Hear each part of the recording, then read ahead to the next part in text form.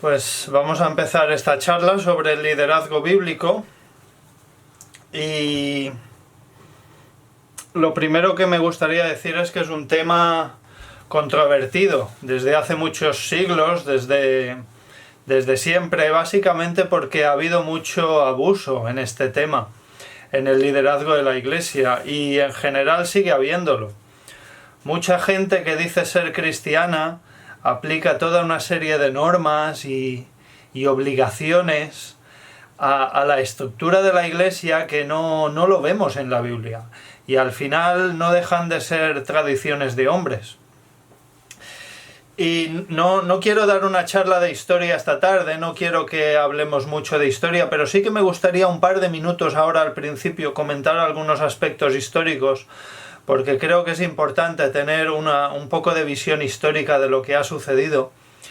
Y en los 5 primeros siglos después de la crucifixión, de forma muy gradual, muy lentamente, muy progresivamente, la Iglesia va tomando una cierta forma en torno a líderes regionales, líderes de zonas, que los podríamos llamar obispos. La palabra bíblica obispos, se hacían llamar obispos, y cuando había algún tipo de controversia, de dificultad doctrinal en aquella época, alguna tensión, pues se les consultaba a estos líderes regionales.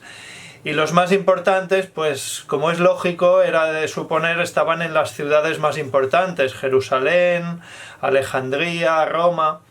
Y con el tiempo, poquito a poco, uno de esos obispos fue ganando como notoriedad en su toma de decisiones, como que lo que este obispo regional decía iba cogiendo cada vez más fuerza. Y ya os podéis imaginar cuál era el obispo de Roma.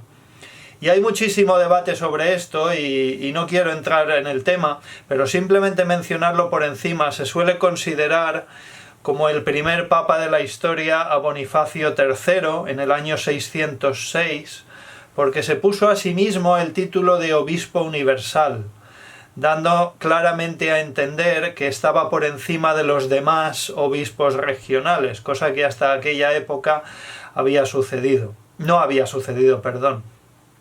Repito, hay mucho debate sobre este tema, quién puede considerarse el primer papa de la historia, pero bueno, hay bastante consenso sobre esto, que fue Bonifacio III. Y así empieza una larga historia de crecimiento de la estructura de la Iglesia, que se iba complicando cada vez más, y paradójicamente se iba complicando a una velocidad similar a la que se iban abandonando las ideas bíblicas, las verdades bíblicas, para ir adoptando más y más con el tiempo más tradiciones y más invenciones. Iban sumándolas, estas tradiciones, y las iban imponiendo sobre los creyentes de aquellas épocas. Es una cosa que va sucediendo a lo largo de los siglos, pero el tema del liderazgo de la Iglesia, cuando hay abusos de autoridad por parte de los líderes de la Iglesia, a mí me vienen a la mente las palabras del Señor Jesucristo de Mateo 23, porque los abusos en torno al liderazgo de la Iglesia son un tema tan antiguo que incluso Jesús habló largo y tendido sobre ello. Y me gustaría leer los 3 primeros versículos de Mateo 23, si me queréis acompañar. Es cierto que era otro contexto, el tema de los fariseos, pero bueno, el resultado es el mismo. Eran líderes religiosos de la época que estaban alejados de la verdad.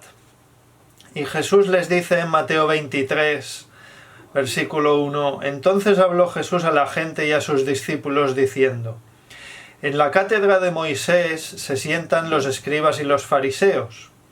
Así que todo lo que os digan que guardéis, guardadlo y hacedlo, mas no hagáis conforme a sus obras, porque dicen y no hacen».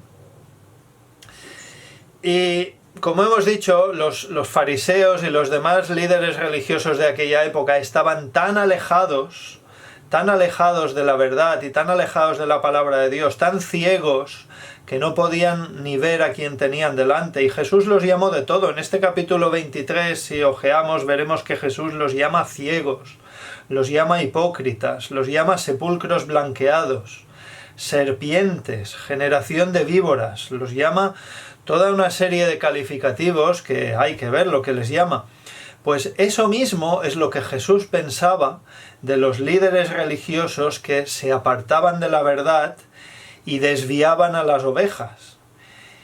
Y eso ha seguido sucediendo en diferentes maneras hasta el día de hoy. Y volviendo por un momentito al tema histórico, solo un momentito, me gustaría mencionar que siempre, según lo que sabemos, ha habido creyentes fuera de lo que son estas estructuras de poder, las podríamos llamar estructuras de poder de la Iglesia oficial. En plena Edad Media, siglos antes de la reforma que lideró Lutero, bastantes siglos antes, son bastante bien conocidas las comunidades de cristianos que negaban la autoridad del Papa de Roma y tenían estructuras mucho más sencillas, mucho más bíblicas, y supongo que todos podemos acordarnos de los valdenses, los albigenses. Y después de la Reforma, estos últimos 500 años, y ya quiero acabar con el tema histórico, con el surgimiento de diferentes formas de entender ciertas doctrinas, pues van saliendo las diferentes denominaciones. Y ahora, a principios del siglo XXI, pues todos sabemos que en la Iglesia evangélica, entre comillas en general, pues hay diferentes denominaciones. Y tampoco quiero entrar en esto porque es un tema muy complejo, pero solo quiero decir que en estos 5 siglos de la Reforma, pues algunas denominaciones otra vez han ido creando de nuevo estructuras, vamos a llamarlas de poder. A mí me gusta llamarlas estructuras de poder porque en el fondo lo son, estructuras regionales, supranacionales y casi mundiales, con gente en un escalafón, gente que tiene más poder que otra.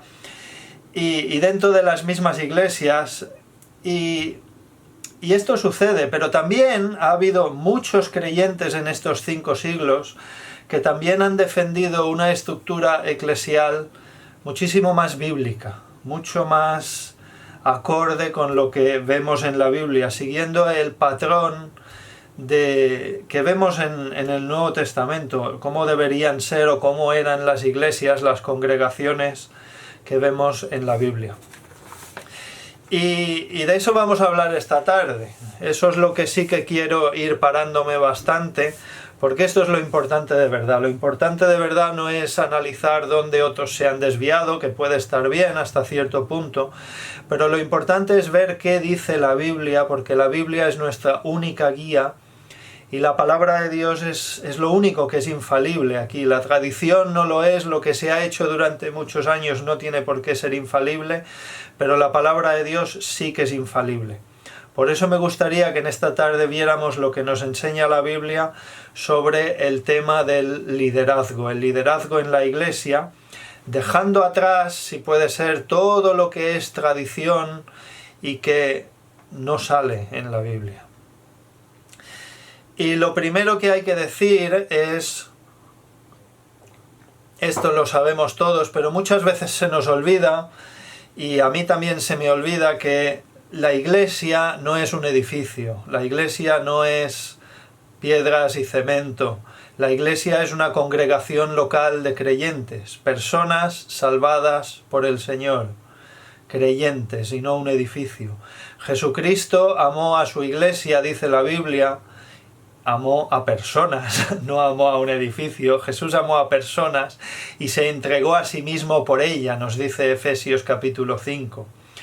La cuestión es cómo se debe organizar la Iglesia, cómo nos organizamos nosotros, las personas que formamos parte de la Iglesia, en una zona concreta para ser Iglesia local, de acuerdo con lo que nos dice la palabra de Dios. Esa es la pregunta que nos tenemos que hacer y es lo que me gustaría contestar en esta tarde. Y la Biblia habla bastante acerca de la estructura de las comunidades locales de creyentes. A veces no lo parece, pero hay que ir buscando entre los textos y vemos que la Biblia habla bastante y me gustaría verlo un poquito en esta tarde. Las Escrituras muestran que 3 palabras que salen en nuestra Biblia, en la Reina Valera, pastor, anciano y obispo, estas 3 palabras que vemos en la Biblia, vienen de 3 palabras griegas diferentes, indican una misma función dentro de la Iglesia, es decir, que estas 3 personas en el fondo son las mismas personas. Y esto me gustaría que nos detuviéramos un poco y vamos a buscar primero Hechos capítulo 20, porque es bastante revelador lo que vemos en Hechos capítulo 20. Y me gustaría que pudiéramos mirar el versículo 17 y luego el 28.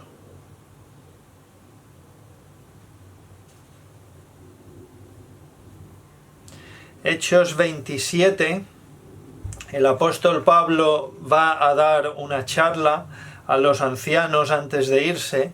Sabemos que es a los ancianos de la Iglesia porque nos lo dice el versículo 17. Dice así: enviando pues desde Mileto a Éfeso, hizo llamar a los ancianos de la Iglesia. Bien. Y los versículos siguientes, pues el apóstol Pablo va diciendo toda una serie de cosas, y en el versículo 28 da la conclusión. No importa que leamos lo intermedio, porque el que nos interesa es el 28. Y ahí da la conclusión el apóstol Pablo, y dice: por tanto, mirad por vosotros y por todo el rebaño que el Espíritu Santo os ha puesto por obispos, para apacentar la iglesia del Señor, la cual él ganó por su propia sangre. Si volvemos a mirar al 17 y comparamos el 17 con el 28, es el versículo justo cuando empieza esa charla del apóstol Pablo, y luego el 28, que es el último, donde da la conclusión. Primero se nos dice que hizo llamar a los ancianos de la iglesia. Y luego al final les dice: mirad por vosotros, por todo el rebaño que el Espíritu Santo os ha puesto por obispos. Es decir, aquí primero dice que son ancianos y luego las mismas personas nos está diciendo que son obispos. Y además, si os fijáis, dice para apacentar la iglesia del Señor. Y antes de eso dice por todo el rebaño. Es decir, que tenemos 2 palabras más, aparte de anciano y obispo. Tenemos la palabra rebaño y la palabra apacentar, que las 2 son del lenguaje de pastores, de ovejas, de donde viene originalmente la palabra pastor. Es decir, que tenemos un lenguaje de pastores. Apacentar el rebaño junto con ancianos y obispos. Por lo tanto, podemos entender que son lo mismo, son 3 palabras que indican lo mismo. Vamos a otro ejemplo, porque me gustaría que lo viéramos varias veces. Tito capítulo 1, si podemos buscar Tito capítulo 1, me gustaría leer del 5 al 9. Y aquí vamos a ver un poquito más de lo mismo, como el apóstol Pablo en esta carta a Tito dice una cosa muy similar.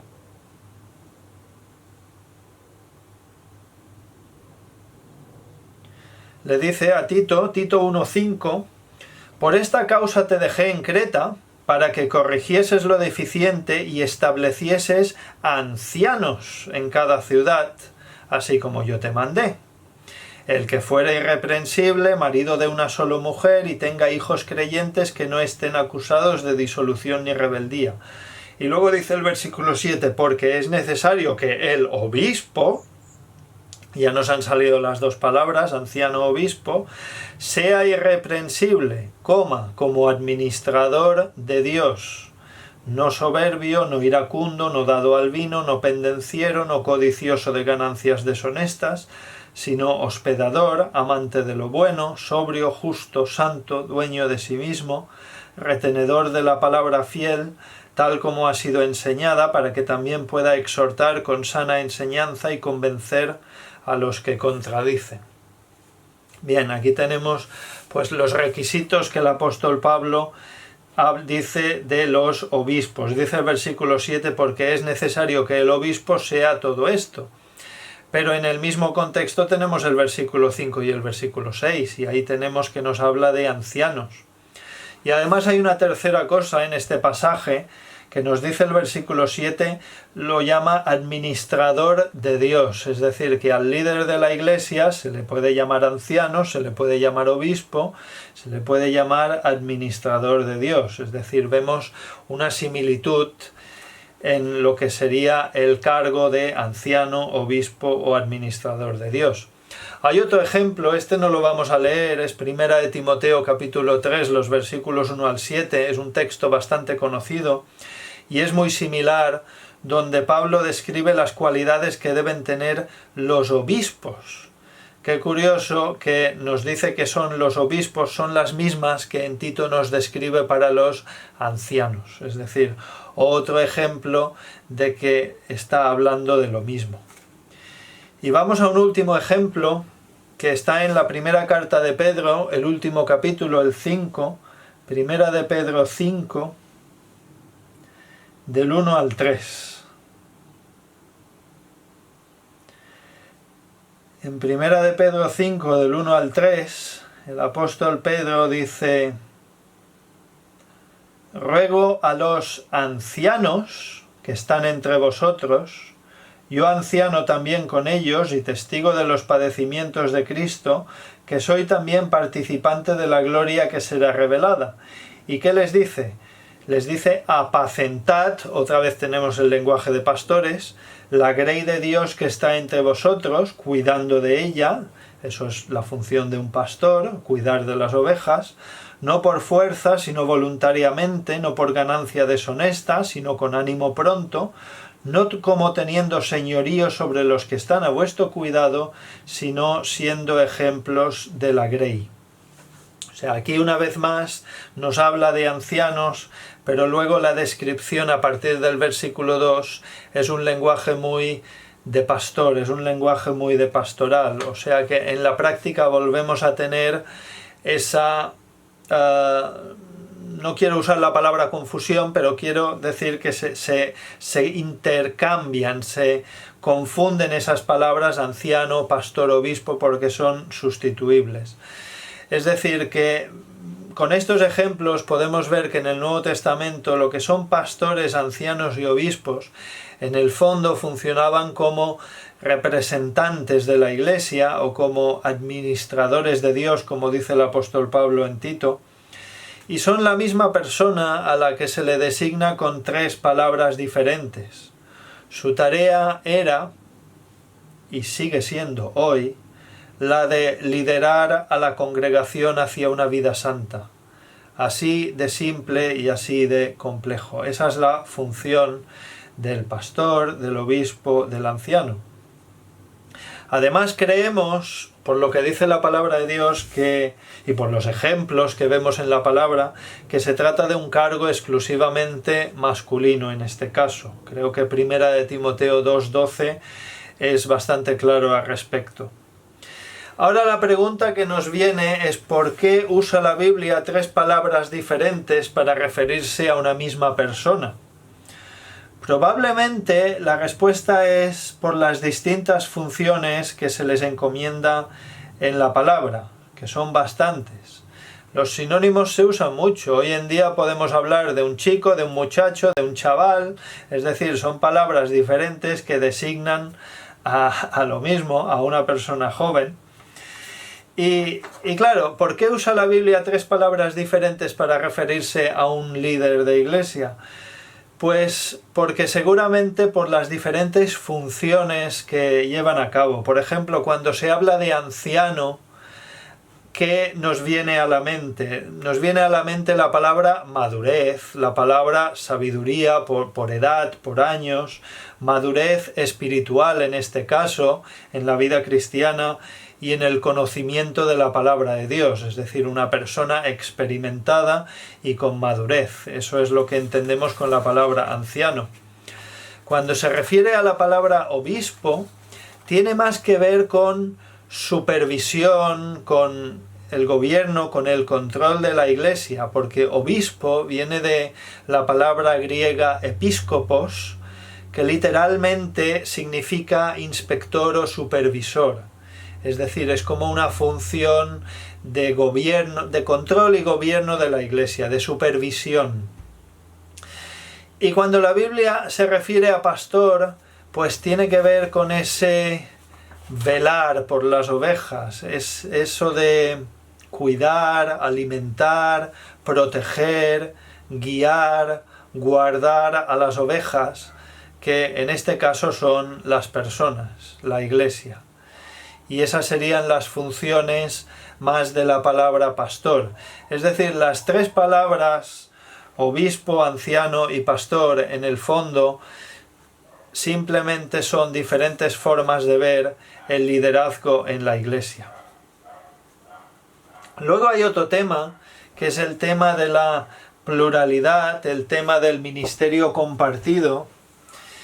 Y esto es un tema un pelín difícil porque hay mucha tradición de por medio, pero dejando aparte la tradición, se entiende que un ministerio compartido es lo que más vemos en la Biblia. Es decir, es el ideal de Dios para su Iglesia, la pluralidad de líderes, la pluralidad de pastores, ancianos, obispos. Obispos no se usa mucho hoy en día porque tiene esa conexión con el catolicismo, pero bueno, la palabra griega en sí significa lo que significa, nada más. Pero bueno, hoy en día usamos el término pastor, es el que más usamos y está perfectamente bien. Por lo tanto, yo hablaré de pluralidad de pastores. Y es bíblica porque hay muchísimos pasajes en la Biblia que hablan de pastores, ancianos y obispos en diferentes iglesias, pero siempre en forma plural. ¿Cuáles son? Pues los voy a decir, hay muchísimos, voy a decir una lista, no importa que los busquemos. Luego leeremos algunos concretos, pero como esto se graba me gustaría que quede registrado.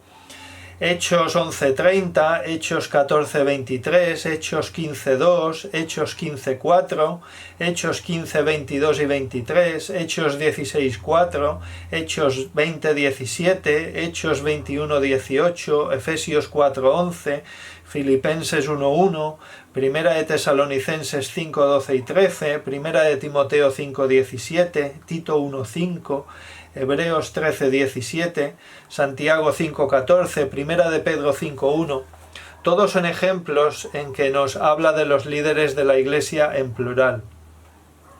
Y de todos estos versículos que he leído me gustaría leer 5 de ellos para que los podamos ver un poquito, meditar un poquito.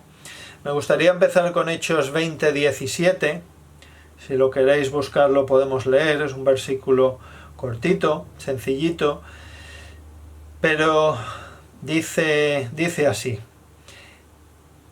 enviando pues desde Mileto a Éfeso, hizo llamar a los ancianos de la Iglesia. Es un versículo que lo hemos leído antes, pero ¿de qué nos habla? De los ancianos de la Iglesia. Los ancianos en plural. Si giramos la página, Hechos 21:18, dice: al día siguiente Pablo entró con nosotros a ver a Jacobo. ¿Y qué dice ahora? Y se hallaban reunidos, ¿quién? Todos los ancianos. Otra vez tenemos un plural. Vamos a otro versículo, Filipenses 1:1. El principio de una de las cartas del apóstol Pablo. La salutación que da al principio. Vamos a ver qué es lo que dice.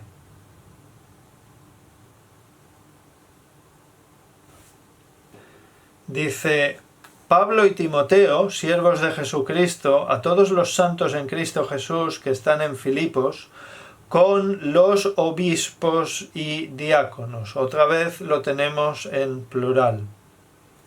Vamos a seguir. Primera de Tesalonicenses 5:12 y 13.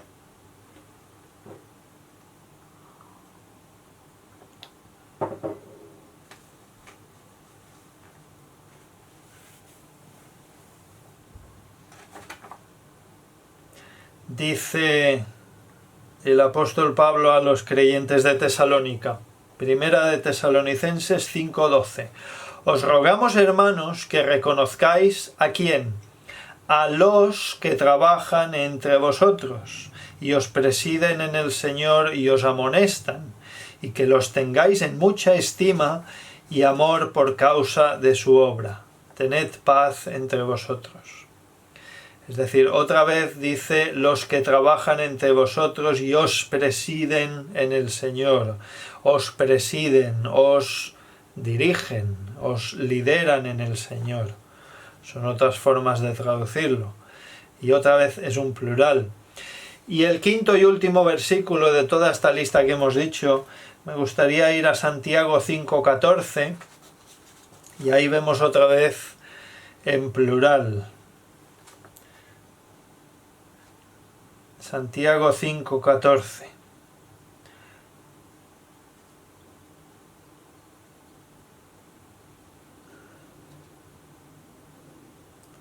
Dice, ¿está alguno enfermo entre vosotros?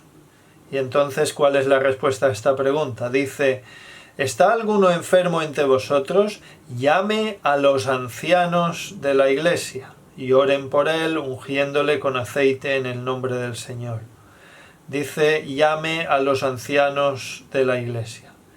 Es decir, otro plural. ¿Cuál es la conclusión de todo esto? Pues que nos llama la atención de que no hay ni un pasaje en el Nuevo Testamento que dé a entender o sugiera que una iglesia, aunque fuera pequeña, tuviera solamente un anciano o pastor.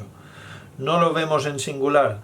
O sea, en definitiva, no hay ejemplos en el Nuevo Testamento de un líder individual en la iglesia.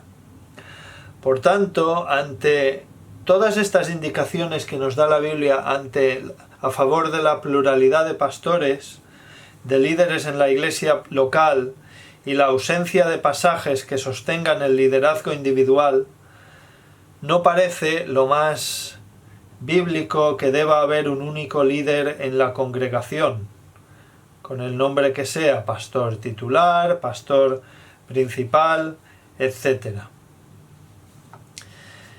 Es cierto que sí hay una mención a una persona concreta que está por encima de las demás en la tercera carta del apóstol Juan. Tercera de Juan, versículos 9 y 10. Pero curiosamente es un caso negativo y denunciado por el apóstol Juan. Se explica que hay una persona que quiere tener el primer lugar, que no recibe a hermanos, que usa de palabras malignas contra ellos, que obra con una autoridad desmesurada. Era una persona que quería tener la preeminencia, y en relación a eso el apóstol Juan le recomienda a Gayo: no imites lo malo. Por tanto, como conclusión de todo lo anterior, creemos que el Señor nos dejó en su palabra una estructura muy sencilla, sin niveles ni jerarquías dentro ni fuera de la iglesia, con la única excepción de dos elementos: una pluralidad de pastores que lideren o guíen a la congregación local en cuanto a lo espiritual, y diversos diáconos enfocados más hacia las tareas prácticas del día a día de la congregación local. Y no hay más. Como consecuencia de todo esto, creemos en la independencia de cada congregación local respecto de estructuras externas o estructuras jerárquicas superiores fuera de la iglesia, porque la única autoridad, la única guía de fe y conducta es la Biblia, la palabra de Dios misma. Por otra parte, otro tema relacionado son las esposas de pastores. ¿Las esposas de pastores qué son? Pues eso mismo, esposas de pastores. No son pastoras, no son copastoras, ni nada similar. Si bien es cierto, esto sí que es cierto, que muchas veces las mujeres de pastores al ser mayores en cuanto a edad o conocimiento de la palabra, sí cumplen con el mandato bíblico de ser aptas para enseñar a las mujeres más jóvenes de la Iglesia, como se indica en Tito capítulo 2 versículos del 3. Y aunque la pluralidad de pastores no haya estado de moda en muchas iglesias, pues es importante, porque al final nos tenemos que ir a lo que dice la Biblia, y creo que la Biblia es bastante clara en este aspecto. Lo prioritario es entender la enseñanza de la palabra de Dios en todos estos asuntos, porque la historia es falible y nos puede confundir, pero en la Biblia, en las Escrituras, tenemos un fundamento sólido en el cual podemos descansar con absoluta seguridad. No hay nada más importante que una congregación pueda hacer por sus pastores que orar por ellos y examinarlos con una actitud humilde a la luz de la Biblia. Y en especial a los dos pasajes que hemos mencionado en esta tarde, Primera de Timoteo capítulo 3 y Tito capítulo 1. Por tanto, ¿cuál es la conclusión de todo esto? Pues la conclusión es bastante sencilla en el fondo, que la Iglesia es una estructura muy sencilla, sin niveles, porque todos somos iguales, con la única excepción de que hay una serie de personas de la congregación que son elegidas como diáconos para las tareas prácticas del día a día, y otras como ancianos, obispos, pastores, líderes para pastorear, como hemos dicho antes, es decir, cuidar, proteger y guiar a las ovejas y alimentarlas con la palabra de Dios. Es francamente curioso que en esta vida todo parece tener niveles, todos son niveles, desde niños ya se nos va metiendo por edades, por cursos, en diferentes clases y cursos. En el deporte, lo mismo, todos son categorías y niveles. Está el fútbol más bajo de pueblo y está el fútbol más alto, que sería la Champions. Y así en todos los deportes, natación, cualquier deporte, baloncesto, el que sea. En nuestros trabajos, lo mismo, todos son niveles, sobre todo en las grandes empresas o en la administración pública. Los que trabajamos en la administración pública sabemos que está lleno de categorías y niveles. Siempre es lo mismo, y casi todo en esta vida va por niveles, hasta el carnet de conducir va por niveles. Según lo que tengas puedes llevar una furgoneta, un camión, un autobús, un remolque o no llevarlo. Todos son niveles. Y en el cristianismo verdadero no hay niveles. O se está dentro o se está fuera de la Iglesia. Es muy fácil para todos nosotros caer en la tentación de ir gradualmente estableciendo órdenes, jerarquías, niveles, porque es lo que ha sucedido durante toda la historia. Y es una tentación introducir todos estos niveles en las estructuras de nuestras iglesias. Pero como hemos dicho, con la Biblia en la mano, cada iglesia debería ser bastante sencilla, sin niveles, en la que todos somos iguales, con la única excepción de unos diáconos para las cosas prácticas y unos pastores que lideran a la congregación en cuanto a lo espiritual. Esas son las dos excepciones. Y en términos prácticos, y ya con esto quiero empezar a ir terminando, hay que ver lo bueno de lo que es la pluralidad en el liderazgo, es decir, un liderazgo compartido. Porque que haya un liderazgo compartido equilibra las debilidades de los diferentes pastores. No nos olvidemos de que los pastores no son superhombres, no son Superman, son hermanos pecadores salvados por la misericordia de Dios como todos los demás en la iglesia. Y una pluralidad en el liderazgo pues equilibra las debilidades de los diferentes pastores. También aligera la carga de trabajo, porque la tarea pastoral es compleja, hay que admitirlo, es complicada. La pluralidad en el liderazgo también enriquece a la iglesia local, enriquece el liderazgo de la iglesia local y permite la aportación de diferentes puntos de vista de cada pastor. Y también quizá una de las cosas más importantes a la luz de la historia, previene de posibles abusos de autoridad personal o dictatorial por parte de un solo pastor que se quisiera establecer como un pequeño, vamos a llamarlo un pequeño dictador. Es decir, la pluralidad de pastores reduce esa tentación del hombre de ejercer una autoridad excesiva sobre la Iglesia o para satisfacerse a sí mismo. Una pluralidad es necesaria debido a la tendencia humana que tenemos en nuestro corazón del poder. Es decir, basta ver a toda la historia como el corazón humano siempre busca eso, poder. Y así ha sucedido en muchas ocasiones a lo largo de la historia de la Iglesia en general. Y hay que tener en cuenta que los pastores no son directores de empresa. Esto no es una empresa. Los pastores son siervos del rebaño de Dios. Y su tarea principal es la de preparar a la Iglesia para el regreso del Señor Jesucristo. Esa es su tarea principal. Y esto es quizá lo más importante de todo lo que estoy diciendo en esta tarde. Los pastores no son autoridad como el mundo lo entiende. No son la autoridad como el mundo entiende a la autoridad. No son el poder, no son eso, sino al contrario, son servidores. Y hay 3 versículos que me gustaría leer porque me parece importante este tema, el pastor como servidor de la Iglesia. Mateo 20, 28. Qué mejor ejemplo que el Señor Jesucristo y sus palabras en Mateo 20, 28.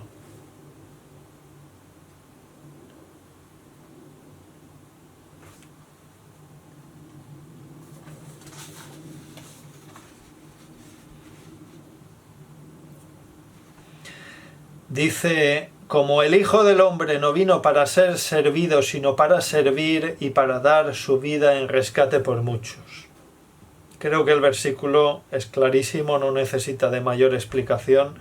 El Señor Jesucristo no vino para ser servido, sino para servir. Si nos vamos a Hebreos 13, 17, ahí nos habla de pastores. Utiliza la palabra pastor. Hebreos 13, 17, al final de la carta de los Hebreos, a los Hebreos.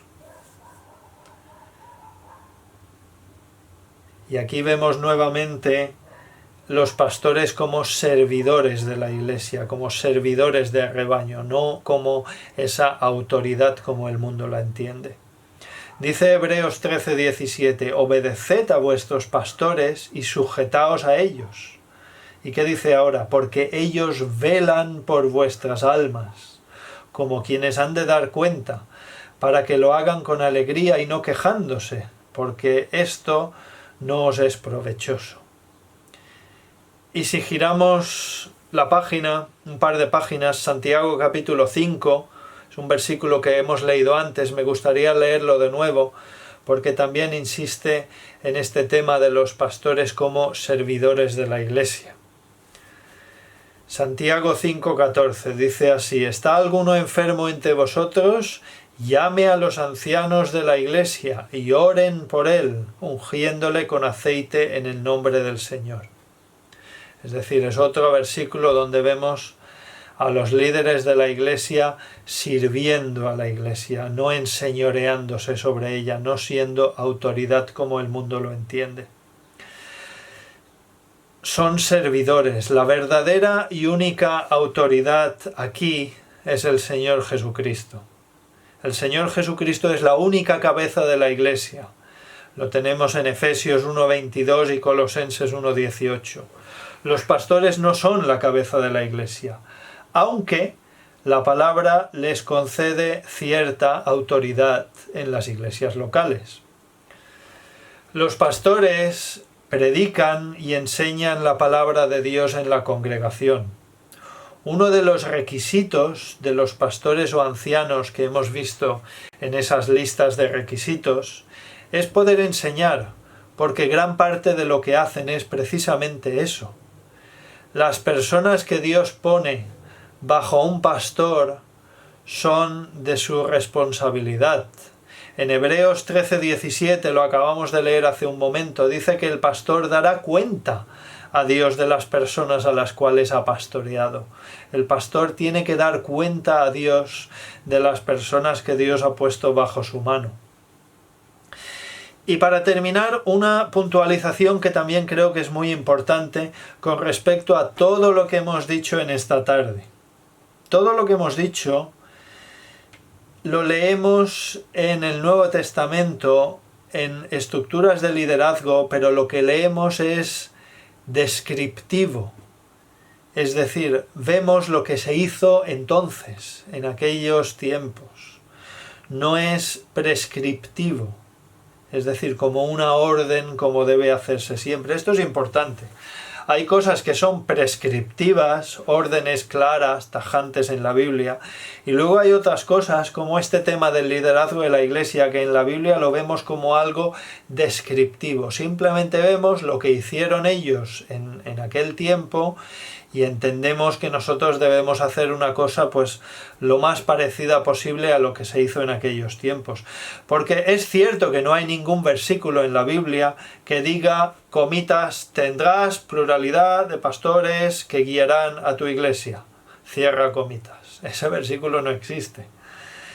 Pero es verdad que hay muchas descripciones en el Nuevo Testamento, como hemos visto antes, y todas estas descripciones, si las vamos viendo, son bastante consistentes entre sí.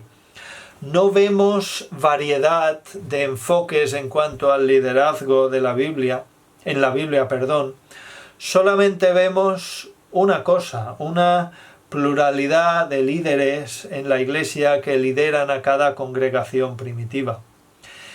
Y este modelo demuestra ser la norma entre las congregaciones de cristianos judíos y gentiles que estaban ubicadas en Asia y en Europa en el primer siglo, que es cuando se escribió en el Nuevo Testamento. Vemos que no hay variedad entonces en cuanto al liderazgo de la Iglesia, no hay una adaptación cultural, no hay un líder único tipo pastor principal a la vista en ninguna de las iglesias del Nuevo Testamento que vemos. El Nuevo Testamento lo que hace es describir constantemente a los apóstoles estableciendo iglesias dirigidas por equipos de ancianos, equipos de pastores.